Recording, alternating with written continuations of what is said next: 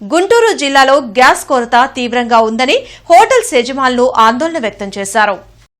గుంటూరులో hotels association అత్యవసర సమావేశం జరిగింది. ఇప్పటికే కమర్షియల్ సిలిండర్ కొరత బాగా ఉందని, హోటల్స్, హాస్టల్స్ ఓనర్లు తీవ్ర ఇబ్బందులు పడుతున్నారని చెప్పారు. పరిస్థితి ఇలానే ఉంటే శనివారం నుంచి జిల్లాలోని అన్ని హోటల్స్ మూసివేసే పరిస్థితి ఏర్పడుతుందని గుంటూరు జిల్లా హోటల్స్ అసోసియేషన్ అధ్యక్షులు సాంబశివరావు వాపోయారు.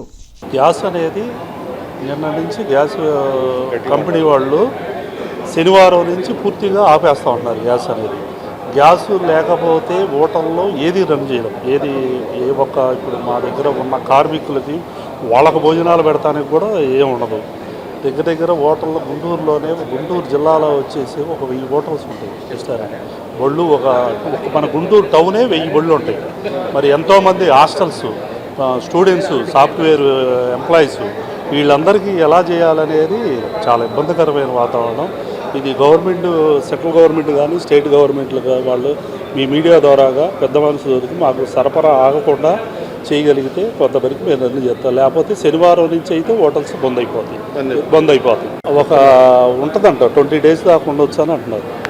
మా దగ్గర ఉన్న ఇది ఇప్పటికే చాలామంది వరకు గ్యాస్ చిన్న వాళ్ళకి ఆపేశారు.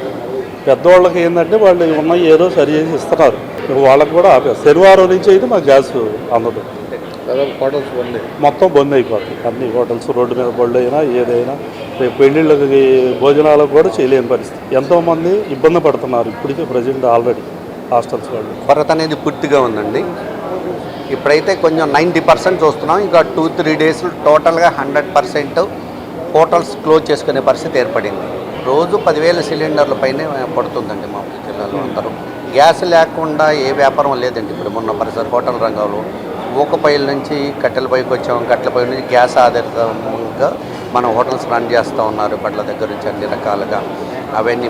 ఇప్పుడంతా గ్యాస్ లేకుండా అనేది ఏం లేదు. గ్యాస్ లేకుండా మనం కట్టెలు ఊకపోయిలు పెట్టుకోవాలన్నా ఆ ఇన్ఫ్రాస్ట్రక్చర్ హోటల్స్లో లేదు. అది మొత్తం మారిపోయింది.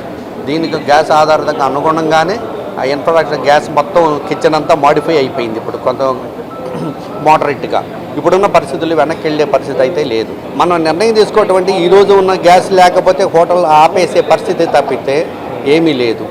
ఎందుకంటే పిల్లలు పాలు తాగే పరిస్థితి దగ్గర నుంచి, హాస్పిటల్స్లో ఉన్న వాళ్ళ దగ్గర నుంచి, బయట ఉన్న పరిస్థితుల్లో బయట నుంచి వచ్చే కస్టమర్స్ కానివ్వండి, బయట నుంచి ఏ పర్పస్ మీద ఉన్న టౌన్స్ సిటీస్కి వచ్చినా కానీ వాళ్ళు ఉన్న పరిస్థితుల్లో ఈరోజు ఒక్క హోటల్లో నడవకుండా వాళ్ళ కనీసం భోజనం సదుపాయం, టీ ఇచ్చే సదుపాయం కూడా లేని పరిస్థితి రాబోతోంది అని అనుకుంటా ఉన్నాను. నేనైతే బ్లాక్ అయిందని అయితే ఏమనుకోవట్లేదండి. ఉన్న గ్యాస్ని హౌస్ హోల్డ్కి అనేది స్టాక్ చేసి పెట్టుంటారు. మిగతా దాని వరకు అయితే కమర్షియల్ వరకు ఆపేశారు. మామూలుగా నిత్యావసర వస్తువుల్లో భాగం కాబట్టి గ్యాస్ హౌస్ హోల్డ్ వరకు ఆ ఇబ్బంది లేకుండా చూస్తున్నట్టు అర్థమవుతుంది మాకు.